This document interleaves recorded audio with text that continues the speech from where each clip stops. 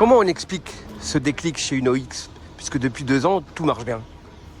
Ouais, je sais pas, je pense parce comme je dis, on travaille bien, on a des entraîneurs, on a investi beaucoup dans les entraîneurs, dans tout autour de performance et aussi on a une très bonne ambiance dans l'équipe. Là, il est le seul mot de Norvégien, danois, de Scandinave qui est des copains, qui est maintenant sur le Tour de France et il vraiment fait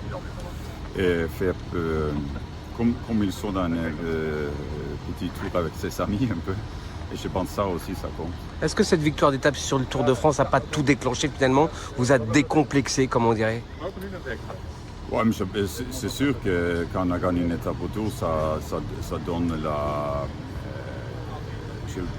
pas le pouvoir, mais une preuve que tout le monde peut gagner ou montrer qu'on peut faire quelque chose dans les plus grands événements, les plus grandes courses au monde. Et ça donne confiance à tout le monde.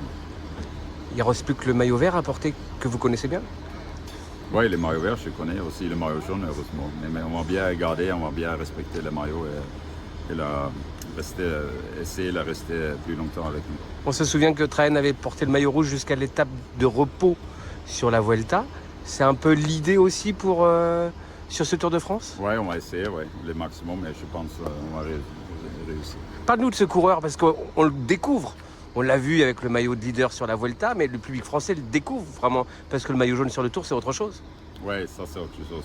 Je pense qu'il va comprendre quand qu'il va au départ, mais c'est un moment extraordinaire et on va profiter du plus qu'on peut. Et voilà, je pense.